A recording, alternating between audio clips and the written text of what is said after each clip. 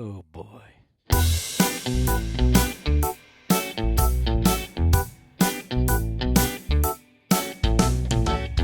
When I wake up each day, I feel so weary. Try to face the world, but it's so dreary. But I found that special thing that makes me cheery. Time to do music theory. Music theory.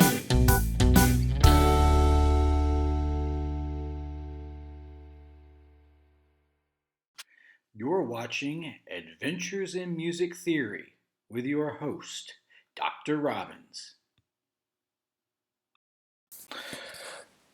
So, hello. It's April 10th and day 2 of our discussion of rondo, our newest musical form. And I thought for the lesson today we'd actually look at the 2 rondos I ask you to do for homework from your workbook. So before we go on to Haydn and Chopin, let's review what we learned about rondo from our reading and in the last video. Well, we know that rondo is the grown-up version of ternary form, where there's an A section that creates contrast and variety with other sections. But whereas ternary, it's just A and B, going A and B and A, rondo form tends to throw in more sections than just B. So we find there to be 5-part rondos that go A, B, A, C, A sometimes, and 7-part rondos that go A, B, A, C, A, B, A. And really, you could get by with writing a rondo that went farther than either one of those. The main thing about a rondo is that it tends to emphasize that contrast between the A sections and the B section or the C section that alternate with it. So if you wanted to go crazy, you could even toss in sections you call D, E, F, whatever. As long as they kept swapping off with those A sections, it theoretically could be decent music. Other things about rondos, as we look at them, you'll notice that a lot of times in a rondo, the A section tends to be tonally closed. That's not different than what happens in a lot of ternary forms. A lot of times ternary A sections are tonally closed too. So if the A section starts in the key of D major, it's probably going to end on the key of D major with a 1 chord in D major. Sections B and C, they're more likely to be tonally open. They don't have to be. You'll find exceptions to all that. But as a general rule, this is pretty par for the course for a rondo. Okay, here's the Haydn rondo movement I wanted you to look at. And what we've got on the slide right now is the A section of the rondo. And I asked you some questions in the workbook, one of which was, what is the form of the A section? So you've hopefully noticed that the A section is written in rounded binary form. So in a sense, this rondo is a composite form, just like there are those composite ternary forms out there. Now when we analyze, we don't want to call attention to it by saying composite rondo form. Don't say that. That's not a real term. But it is useful to notice that Haydn wrote an A section here that's its own little rounded binary form. And it's got a double bar in the A section, and by the end of that double bar, it's modulated from D major to its dominant key of A major. Then we've got a B section starting up on the second system, and that B section develops ideas from the A section. You can see that melodically it's taking that quarter note and 2/8 notes motive and working with it, and the accompaniment staying true to that second and 3/8 notes of the measure accompaniment pattern it's got. And then 3 measures from the end of the second system at the forte mark, you can see Haydn bringing back the opening melodic idea, but he's changed it, so we're labeling it A prime, and the change is that it no longer modulates to A major, it stays in D major, ends with a perfect authentic cadence in D major, which means what we're looking at here is a tonally closed A section, which is often what we find in rondos. And when we go to the next slide to look at section B, remember one thing we want to look at is what creates contrast between section A and section B. Okay, and now we can see Haydn's B section. And I said what creates contrast, and one of the first things you might notice is the things in a different key. Instead of being in D major, it's in D minor. So it's going to have a very different sound. The other thing you'll notice is the melodic ideas are things we haven't seen before. They're not quarter notes going to 2/8 notes or anything, but instead they're these heavier quarter note chords, and there's little rhythmic motives that have the 8th note and the 2/16 notes. But this B section is also its own little rounded binary form. Starts in D major, and by the double bar there, it's modulated to the key of F major. And then section B, that's clearly developing ideas from section A, is also going through different keys, going through G minor on the way back to D minor. And when we get back to D minor, if you look in the third system at the forte mark, you can see that that's where the A prime is, where Haydn brings back the opening melodic idea. But he doesn't modulate out of D minor. He stays in D minor. So this piece actually has a tonally closed B section as well as A section. And I'm going to play a recording, and I'm going to let section A and section B play so you can catch that contrast. And section A is at the bottom here, so you can just read it all off of this one slide. But here we go.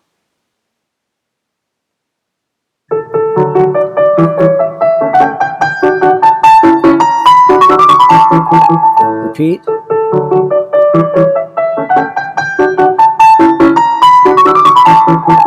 B, A prime.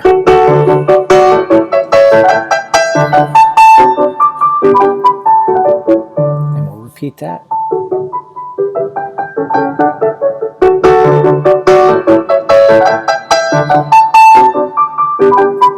Section B, D minor, big contrast.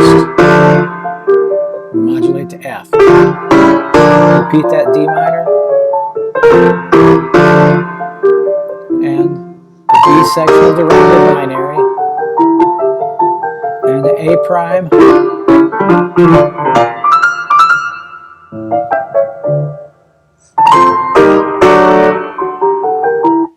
Okay, and that's probably enough to get the job done.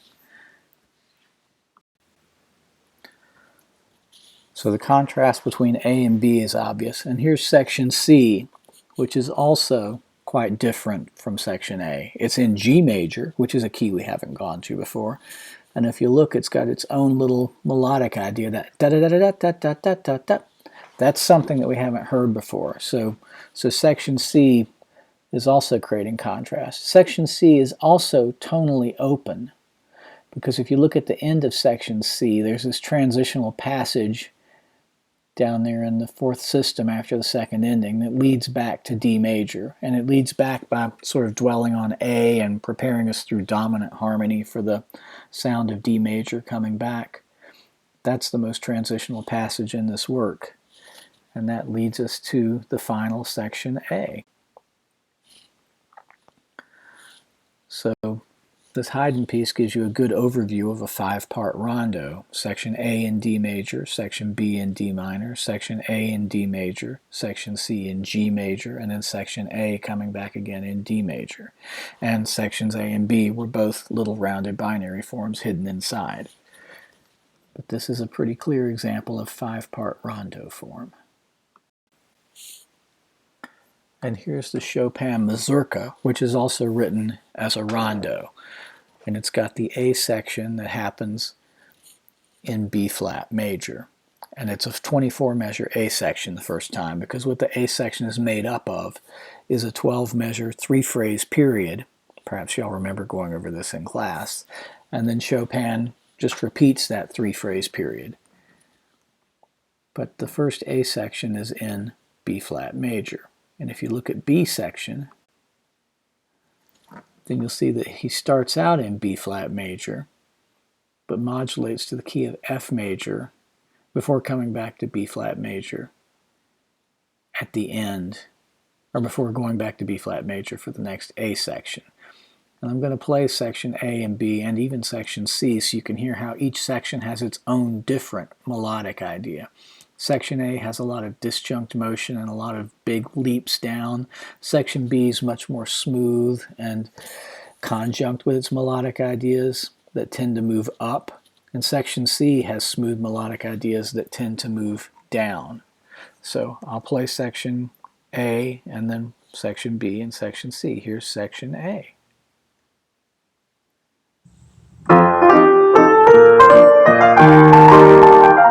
First phrase, second phrase, and third phrase. That's the period, and here it is again.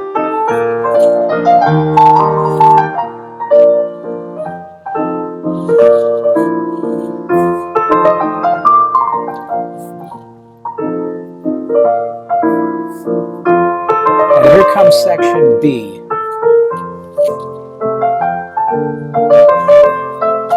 Different melody.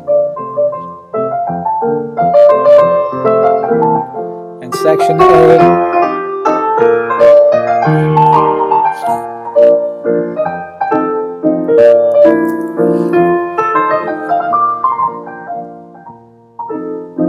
And this version of section A is only 12 measures long.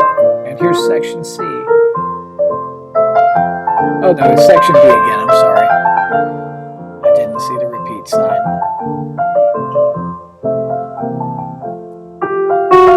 Section A.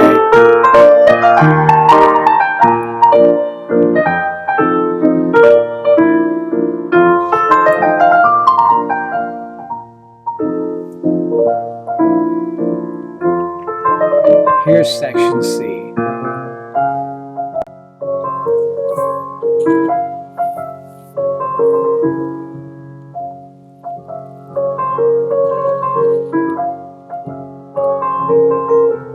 And the final A.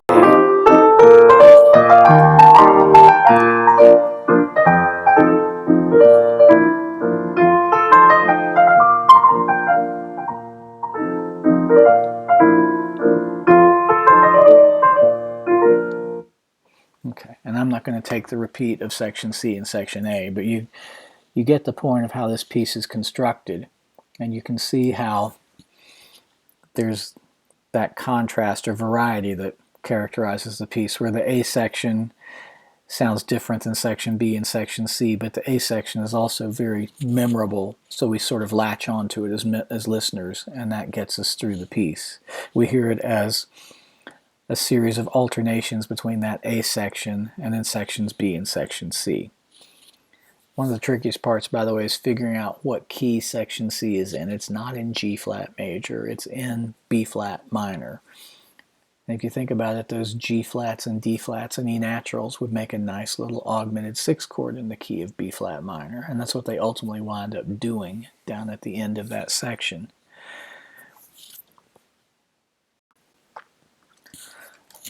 So I'm standing by what I said, that rondo is a fairly easy formal type to grasp. Next time we're going to finish up discussing rondo. And we're going to finish up talking about something that does make rondo a little bit more complicated, and that's the concept of what we call sonata rondo forms. So go ahead and read about that at the end of Unit 25. Make sure you understand everything in Unit 25 coming to the next session. And for homework, I want you to do Unit 25, Assignment 3, which is a Beethoven sonata movement that might very well have something to do with rondo or sonata rondo form. And in our next video, we will actually discuss what a sonata rondo is. So until then, take care, stay happy, wash your hands.